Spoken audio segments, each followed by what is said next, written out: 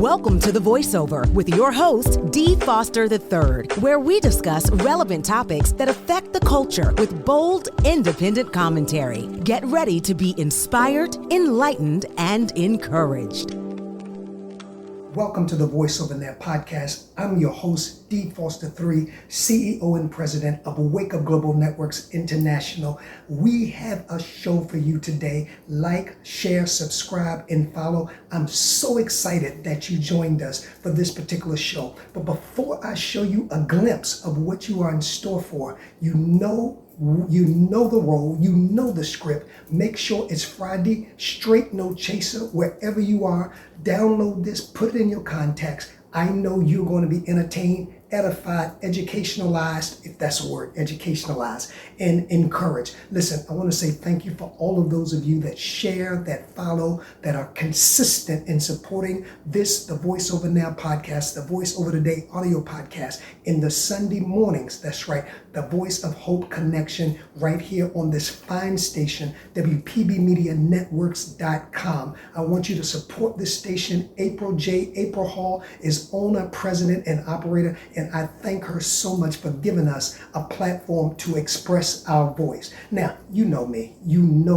I'm always asking the hard questions. I'm always digging my feet in. I'm always straight, no chaser. If you like it raw, straight, no chaser, this is the place. Now, today, I'm going to take you behind the scenes. I'm always having discussions with those who are part of the Wake Up Global Networks International tribe. And we were having a discussion concerning the hot topic of the presidential candidate, Kamala Harris. And my question was, were people voting, you know me, I've got to ask the hard questions. Were people voting for Kamala Harris because of race, gender, other, or qualified? Because of her color, because of her gender, because it's better than Trump, or was she really qualified? And Veronica Tucker-Scott, who all of you are familiar with, an intricate part of Wake Up Global Networks. You've seen her on our shows before. She is the founder of Metanoia Mental Health. And I'm going to take you into a conversation that her and I had concerning whether people were voting for Harris because of race, gender, other than Trump, or qualified. And I'll be right back after running the country, who are now running scared because they are fearful that they are losing control when this woman comes aboard. And if you think about it, if you go back to biblical times, women have always been supposed to be subject, and sub meaning under. Be subject unto your own husbands. Women, be silent in the church. Women, don't do this. Women can't do that. And she's about to blow the cap off of the glass ceiling. And because she's about to blow the cap off of the glass ceiling, there's a lot of fear out there. There's a lot of these men that are afraid for their positions. Number one, at 80 years old, you need to be taking mommy's keys to the car, but yet you're allowing a person to run the country who can't remember sometime, who can't see well. We're talking about Donald Trump. He doesn't remember, he doesn't see well, and he's a bully. So we're talking about allowing a convicted felon to run a country when we won't even allow convicted felons to vote. Something's wrong with this picture here. So I'm believing that when Kamala comes aboard, she has enough votes. She has the backing of the people, because the millennials and the Gen Xers, these people want something new. See, where my generation listened, and if you told us, we did what we were told, this generation questions. And they want to know, okay, so if we do this, how is it going to benefit the collective? And if it does not benefit the collective, then why are we doing it? Instead of calling them Generation X, we should call them Generation Y, because they ask questions. Why are we doing this? Why are we going here? And they're making good sense. They really are. These young people are making good sense and good decisions. Are all of them doing it? No. But the truth of the matter, some of us my age, we're not making good decisions either. We had Trump for a president, which lets us know we don't make good decisions either.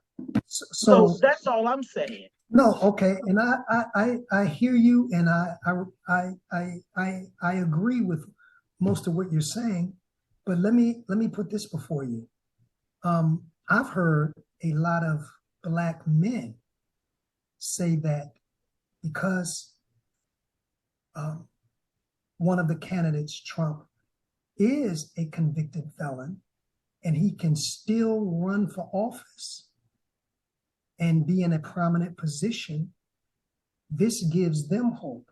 So, in your opinion, is there any reality? Because I have, as a matter of fact, and let me go take it one step further. Since you mentioned the president, the former president, I even heard him say, now, I don't know whether it was grazed or he was actually shot, because that's up for grabs. But a lot of men, not a lot, a few men have said, well, I'm going to vote for him. He took a bullet and he came out alive. So do you think those what we call misfortunate issues that have occurred over the last couple of years with the president have garnered a more relevant person running for office that has more now to identify with what the average person goes through? Is it any truth or any relevance to these arguments? So we are talking about opinions, are we not? Right. Oh, yeah, absolutely. Okay. So in my opinion, and this is just my opinion, I think that he was grazed because it was set up. So now I gain the sympathy of the people and the Black. Okay, he got shot and he came out of it. Do you know how many people are walking around with scars that said I got shot and I came out of it? And I not even got shot once across the ear, but some people have got shot 6 times, 7 times. I mean, no, I really don't think there's, I think that was a sympathetic move. I think that maybe, and I could be wrong. Like I said, I could be wrong, but hey, my family is in deep doo-doo. We ain't got no money. We getting ready to lose everything. Let us, hey, if I sacrifice myself, how much money you gonna give me? Because they're gonna kill you, because you're not gonna be able to tell the story. Okay. I have lived in these United States. I've watched a lot. And we say, yeah, there's hope for the felons. But what ethnicity are those felons? Well, Think about how.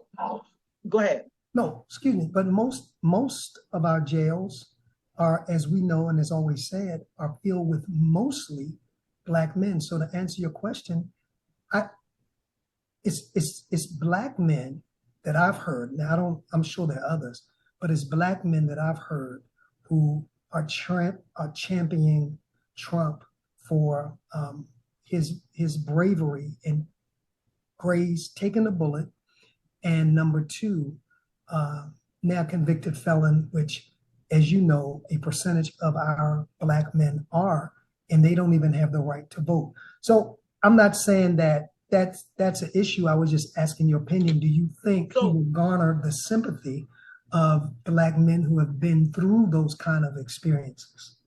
Has any of these, I hear you saying he's going to garner the sympathy, but what about our Black men that are pulled over every day and you have to stick your hands out of the window to let them know, and then you may still end up getting shot? And what about all of the carnage that he left as a president? What about the insurrection on the 6th? We garner sympathy, but here's the thing. I don't forget. If you could do that and they could storm what is the White House, which is supposed to be the most protected place and they could do that, what else can they do with him in office? We're looking at, to me, if he gets in office, civil war, because our older generation, we did what we were told. These young people, they're gonna let you know, I'm not my grandmother. So you're not gonna continue to do things. I'm looking even right now in this age of how people are now doing what they choose to do because there is no standard, because there is no boundaries. Trump crossed all the boundaries, blurred the boundaries, and now we don't have any. So yesterday, I was driving up 83, and I watched these two cars moving at a top speed of over 100 miles an hour, zipping in and out between other cars. I don't know what they were doing, whether they were racing or chasing each other, but a half mile further up, they had two cars on their flipped over. One car was in the ditch. So, I mean, the lawlessness, you're on 83 with a bunch of cars on a Saturday, and you have no regard. But then why should I? The president of the United States, who was Trump, had no regard. So if we follow what we see. So that's the president's fault that someone was on 83. No. That is not the president's fault. Okay, I just wanted But here's the thing. I know as a parent, my children watch me. So if my children start drinking, is it my fault that they start drinking? No, but I've given them I've shown them something. So they're following, well, mommy drinks. Okay, well, you know what? Let me say this to you, children.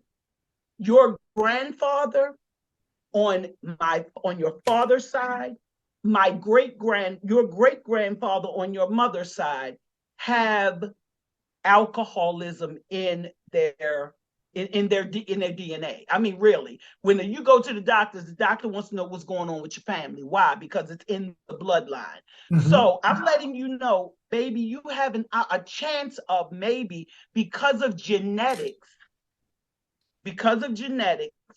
becoming a person that is not able to control your alcohol. Okay?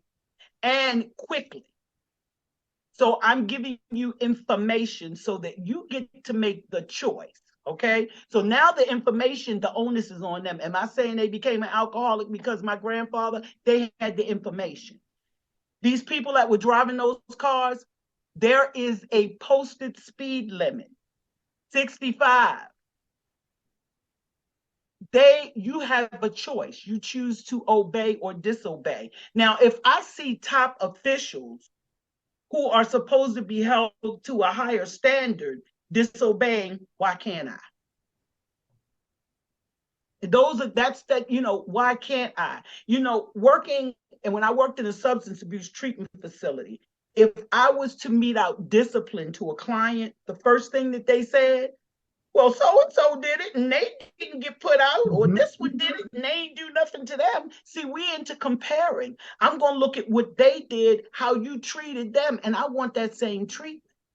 But we already know that that's not going to happen with us as African Americans. That's why our jails are bursting at the seams with us as African Americans. That is why they're killing us. Now, a white man go out there and he shoot 25 people. What they do, they talk him off the ledge. Mm-hmm. Mm-hmm. A black person go out there and we're talking about this person, Massey. Didn't she call the police? She did. She called the police because she was in distress and they killed her. When you start being killed by the people you pay the taxes for to protect you, that is not a good thing. Well, and on that note, I'm glad you mentioned that because I mentioned that on last week's podcast. To me, compared to the other murders, Sandra Bland, Breonna Taylor, even George Floyd, I see a little more progress because as of this podcast, he has been found guilty from a grand jury. He has been fired, and he is now in jail. As of this recording, there's no bond. So I think that there's a little, because you know how immunity was an issue before, and the police, why do we have to lose our lives in order for somebody to say, oh, that chick is wrong? right. This woman lost her life. He robbed her family. If she had children, he robbed her children. He robbed her of a life, and he gets to sit in jail. And I'm not saying that's the greatest thing, but he has his life. But then he still has to be found guilty. This is just and then to so go to trial. We've watched that. I Right. go back to the little boy that Zimmerman. was killed. George Zimmerman. George Zimmerman. Yes. And everybody, it was obvious. Trayvon. He walked. Trayvon. Yes. He lost his life, and that man walked. And so we see the imbalance. We see the imbalance of justice. The scales of justice are supposed to be like this. They're like that. Yes. They're supposed to be. It's according to what end of the spectrum you fall on. And that's not. So having said that, as we started this conversation with Kamala, and this was a point, and you can go back, those of you that are viewing and look at last week's show, do you believe she will be a bigger voice for justice along with everything else that she tackles for our community? Just your opinion. Do you think that she will be a bigger I am voice? hopeful. Okay. I am hopeful. I'm not going to say yes. I am hopeful because we're human beings. And so human beings we say we're predictable, but really, are we? I mean, my computer, I can predict when I hit the button, it's going to come on. If I access a program, it's going to come up. I know it. But humans, we are people that have emotions, thoughts, ideas. And so I am hopeful.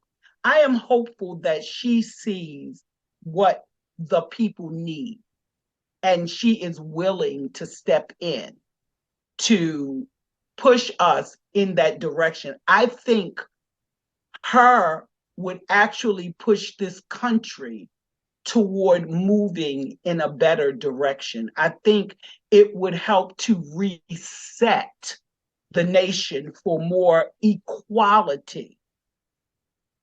That's what I'm believing, that that it will set the nation for more equality, because what's happening is, and it's not a bad thing, is the system is crumbling, and it needs to.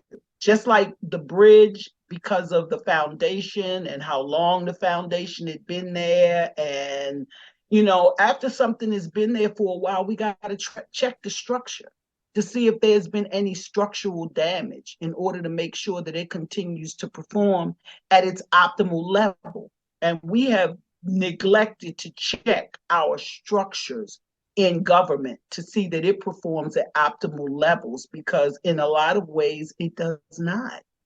So my last question to you, Veronica Tucker-Scott, all of the support and all of the garnishing rallies around Kamala Harris, let me ask you this, in your opinion again, is she getting the support because of her? Or do you feel she's getting the support because of her opponent, Trump? In other words, I always say that in our community, we are always left with the lesser of two evils. Voting for them because they're better than putting them in. Because I've been hearing a lot of that too, that anybody other than Trump, and I get it.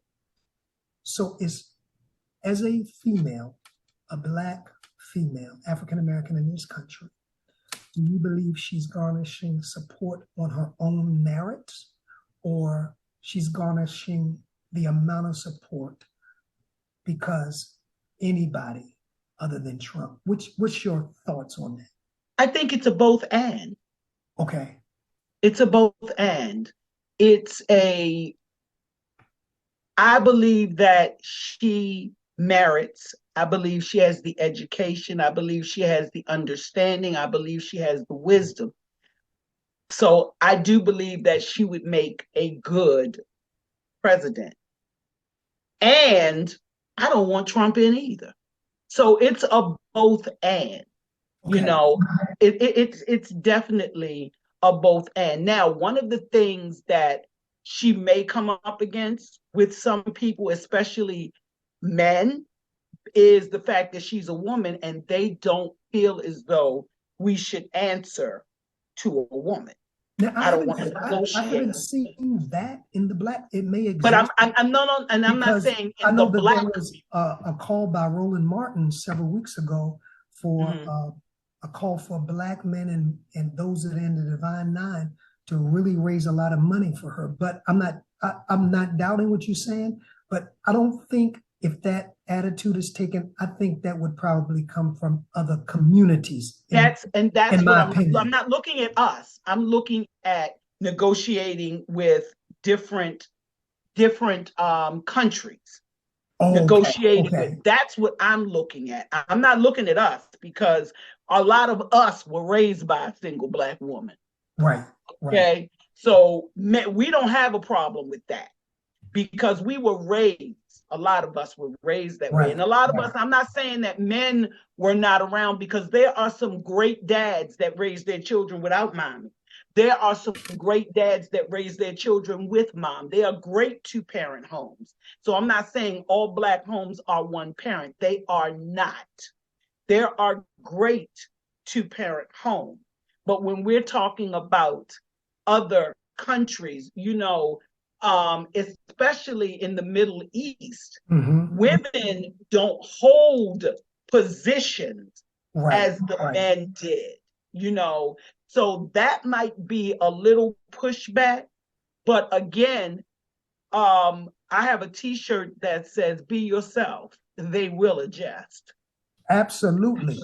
Well, I want to say thank you for your opinion. It's been a very interesting dialogue on the Voiceover Now podcast. I want to say thank you. I felt it was very important. I have my opinion. I felt it was very important for a female and a black female to offer up their opinion. And you did such a great and a tremendous job. I told you, I asked the tough questions, but Veronica Tucker-Scott gave me the tough, right answers.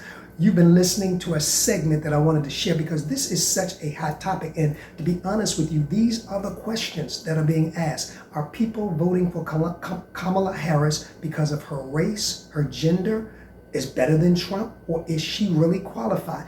I'm going to pick that discussion up because I think this discussion will go throughout the entirety of the election. Listen, I want to say thank you so very, very much. Veronica, thank you for always being a part and always being, did you hear that passion? Ooh.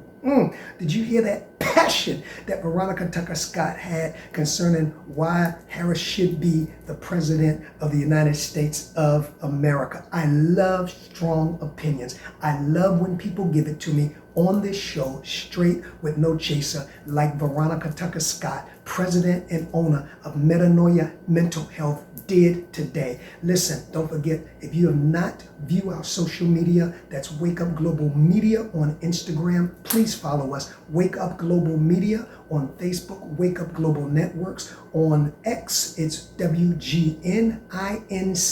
And on TikTok is The Voiceover Pod. Don't forget, join me this coming Sunday morning, 7 a.m.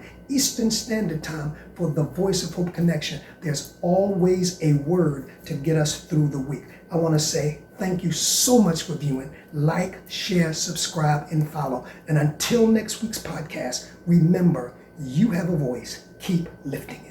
Peace. Thank you for being a part of The Voiceover. Please follow us on all of our social media platforms to stay connected to our upcoming shows and guests. Instagram at The Voiceover Radio. Twitter at DPropheticEye. That's the letter D, prophetic, EYE. If this show has enriched you in any way, please share the voiceover among your circle. Until next time, keep allowing your voice to be heard.